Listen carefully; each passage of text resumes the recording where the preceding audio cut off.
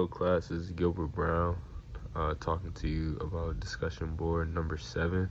I chose 2 examples out of the list to pick from. The first example that I chose was how might you use what you know about reinforcement schedules to study the effects of the presence of an audience on athletes' performance.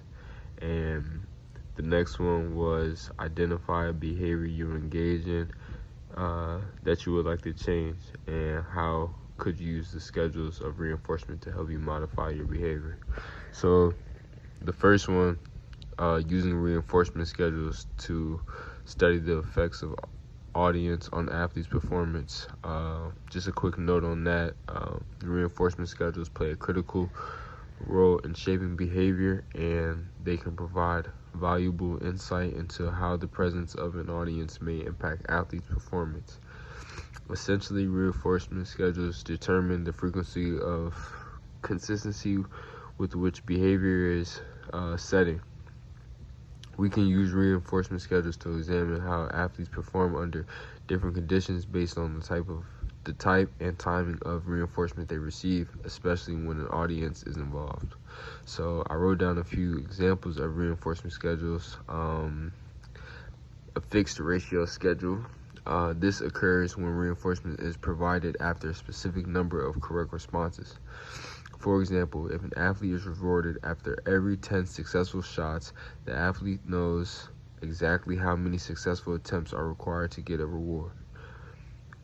In the context of an audience, when athletes perform in front of an audience, they may feel pressure or motivation to get that reward more quickly. If the audience's applause or cheers act as reinforcement after each shot, the athlete may try to complete the task in the number fixed of responses to earn the reinforcement. The next one that I chose is a variable ratio schedule. In this schedule, reinforcement occurs after a number of correct responses. For instance, the athlete may receive reinforcement after 4 shots, then 8 shots, then 6 shots. In terms with this in context of an audience, the athlete might be more motivated to perform well because the reward is unpredictable. Athletes may push themselves to perform consistently well, knowing that there is no guaranteed number of successful attempts to earn applause. This unpredictability can heighten the athlete's performance under pressure. The last one that I chose was a fixed interval schedule. Here, reinforcement is provided after a fixed amount of time, regardless of how many attempts are made. For example, every 30 seconds, an athlete is rewarded if they perform a skill. In terms with an audience, the athlete may pace themselves knowing that they will receive a reward after a specific interval of time, and the audience may be more engaged as a result. This kind of schedule could promote steady, less erratic performance, and the athlete would know that that rewards are based on time rather than number of attempts. So the second one that I chose was I'm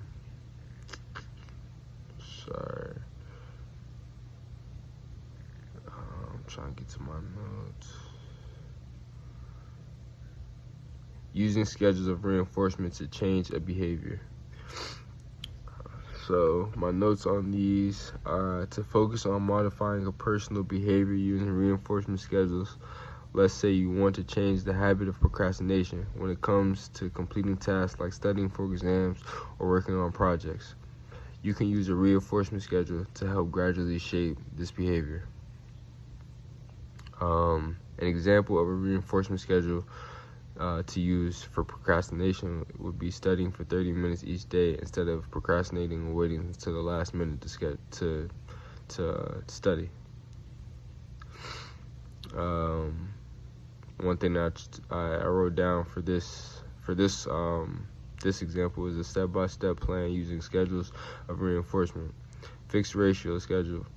Reward yourself after a fixed number of study sessions. For example, after studying for 5 consecutive days. Treat yourself to something enjoyable, a movie night, a favorite meal, or a sweet treat. This works because you know exactly how many sessions it will take to earn the reward, and the predictability may help motivate you to stay consistent in your effort. Another one that I wrote down was a variable ratio schedule, similar to the one that I wrote in the first example. In this case, reinforce your studying based on a variable number of study sessions.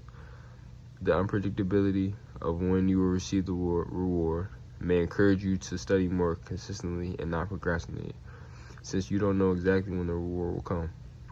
This works because this schedule can create a slot machine effect where you are more motivated to study because the rewards are randomly spaced and you don't know when the next reward will come. The next one I chose was a fixed interval schedule. Similar to what I did in the first example, set a specific time every day to study and reward yourself after completing 30 minutes of studying after that scheduled time.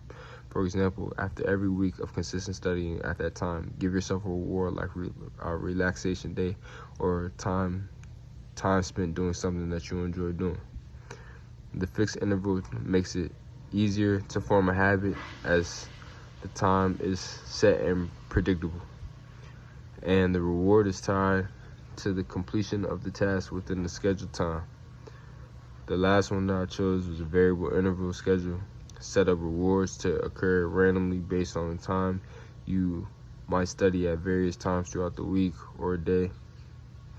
And at the unpredictable intervals, you reward yourself for meeting the study goals, such as taking a short break or having a small snack. This works because the unpredictability of rewards based on your progress might encourage you to stay on task and as you are not sure when the next reinforcement will come, but it motivates you to keep going. By applying these reinforcement strategies to reduce procrastination, you gradually build the habit of consistent studying over time. As you progress yourself, you will start to see less procrastination and more proactive behavior towards the study sessions. Thank you all for tuning in to my discussion number 7.